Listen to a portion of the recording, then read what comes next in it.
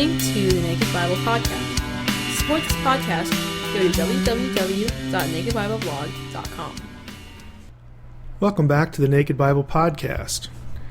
In this episode, we want to continue with our series on problem passages related to baptism. Today we'll be talking about Acts 22, verses 12 through 16. That passage is a portion of the Apostle Paul's testimony of his own conversion experience, and it reads as follows.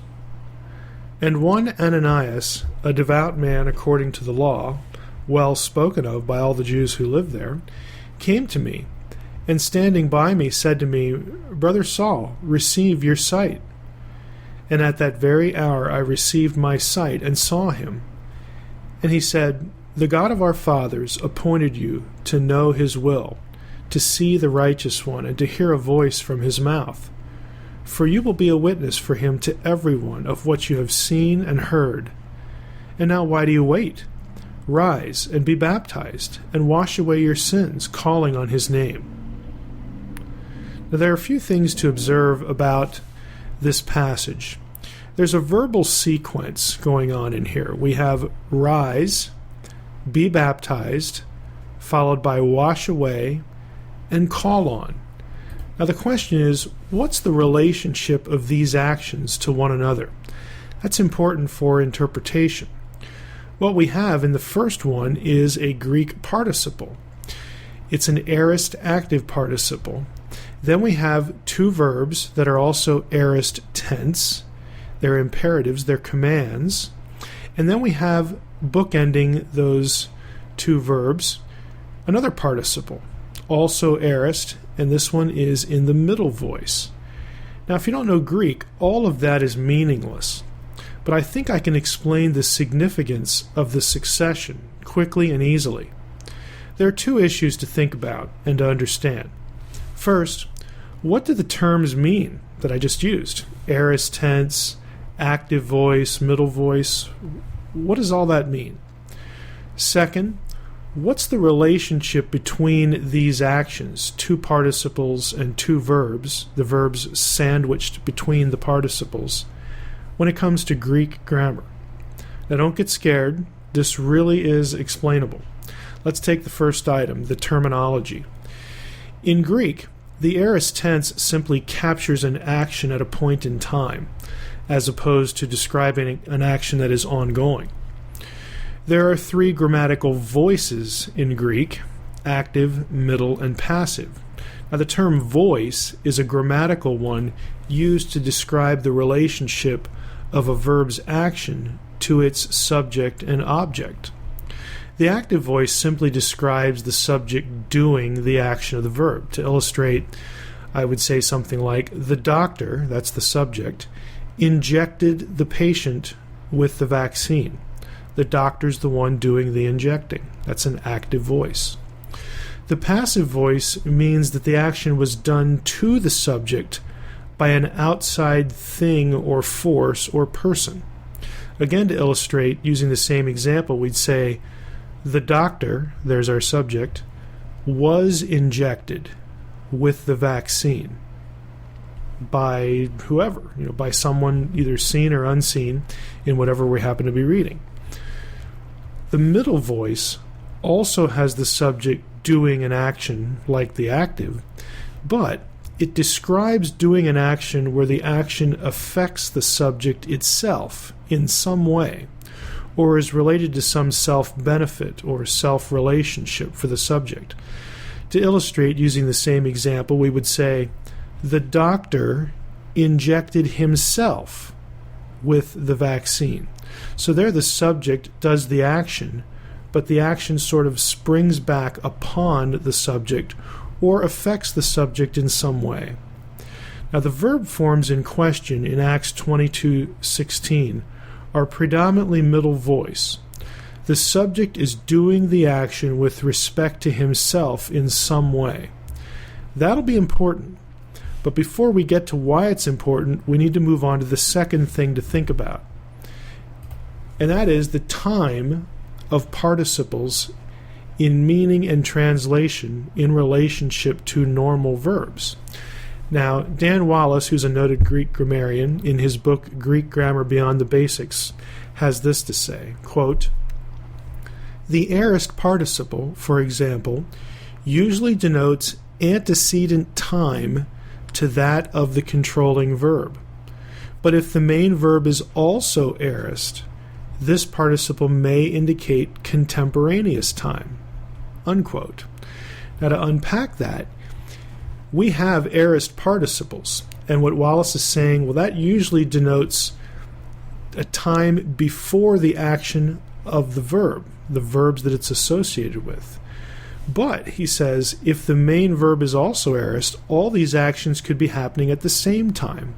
And that's actually what we have. Our situation is that the participles and verbs are all aorist. So both these scenarios are possible. We could have a situation where the action of the participles, the first and fourth action in our 4-action sequence, are to be understood as being in some way prior to the action of the verbs, or they could all be happening at the same time, roughly contemporaneous. So let's apply all that to what we know from the passage. Now again, according to Wallace, the predominant relationship is this antecedent idea for participles. And so if we took that approach, we would take verse 16, and that's our problem verse, to say this. Let me quote it again and add this grammatical information. I would translate it, "And now why do you wait? Having risen up," there's our participle with the antecedent action, "having risen up, be baptized, and wash away your sins, having called on his name." Now, if you translate it that way, that clearly puts the faith act, calling upon the name of the Lord, before the baptism. But it's a little awkward at the beginning to say, "having risen up." One has to presume that Paul stood up at some point in the conversation when Ananias came to where he was, or perhaps to greet or embrace him. Or it could just be for rhetorical effect on the part of the author. It isn't clear. Now, what about the other alternative? We would say, "And now why do you wait? Rise up, be baptized, and wash away your sins, calling on his name." And that's pretty much the way it was translated in the example that we began with. All the actions are sort of contemporaneous with each other. Now, this sounds a little bit better, and it feels like a slightly more coherent succession of actions.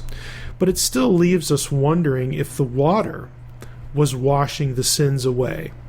Something we know from other podcasts that we've done that would be incongruent with the Old Testament analogous rite of circumcision, which didn't save anyone. I think the contemporaneous alternative does sound better, but does not involve baptism resulting in forgiveness of sins. And I have 2 reasons. One is a common contextual sense, I guess you would say, common sense. The other relates to the grammatical voice used in the text. Now, what I mean by the common sense context is this. Perhaps Ananias wanted to hear Paul's statement of faith in Jesus right when he baptized him. Now, we, the reader, know that Paul has already believed in some sense. He got knocked off his horse on the way to Damascus. He acknowledges, he calls the force of that power the Lord, and that power says, "I'm Jesus." So we know there's something already going on. But maybe the contemporaneous sense here is just that Ananias needed to hear Paul confess Christ. That would make for a clear context for the contemporary nature of all these actions. Ananias wanted to hear Paul confess Jesus on the spot for himself, trusting that his faith, his confession, would be real. The fact that Paul would know Jesus, had specifically told Ananias where to find him, and had engineered all these circumstances, would also confirm Paul's faith too. So it makes good sense to describe all of that in one scene in a series of contemporary actions. It is at this point that the grammatical voice is important. All of the actions after the initial rising up are middle voice. That is, the acts of being baptized, washing away sins, calling on the Lord's name are in middle voice. They're actions done with respect to the person or the subject himself. Now that means that they have something to do with the person's will or volition, because the subject itself is generating the action, and that there's some benefit for the subject by virtue of these personal acts of volition. Put it another way, had these forms been passive, grammatical passive voice, where the subject of the verb is acted upon by an external force, then someone could argue, when it gets to the washing away verb, that the water itself was acting on the subject washing away sin. But that isn't what we have. As it stands, there's something about the person, the subject itself, that speaks to how the subject incurs the action of the verb. Now, I would suggest then that these verbs do not indicate that the water, an external item or force, results in washing away the sins. Rather, it is the will of the subject, the decision to believe, or as one of the actions actually states, the decision to call upon the name of the Lord. That's the key. Now here's the overall point. Having the actions of being baptized, sins washed away, and calling on the Lord described contemporaneously makes sense given that the forms are middle. Since baptism had to be administered by someone, casting the action with the middle voice makes it clear that it is not the external water that is the issue, or that is in view. Rather, what's in view is the decision to be baptized, which involves calling on the name of the Lord, also a decision, and which results in sins being washed away. The scene includes individual faith, and therefore faith cannot be excluded from what's going on, as though the mere act of getting wet brings salvation and forgiveness. The middle voice indicates it is the one being baptized that must call on the Lord's name, not someone else, not someone external to him or her on their behalf.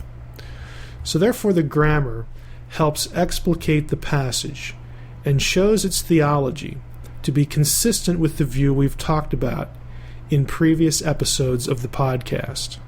Until next time and our next problem passage, thanks for listening. Thanks for listening to the Naked Bible Podcast. To support this podcast, visit www.nakedbibleblog.com. To learn more about Dr. Heiser's other websites and blogs, go to www.drmsh.com.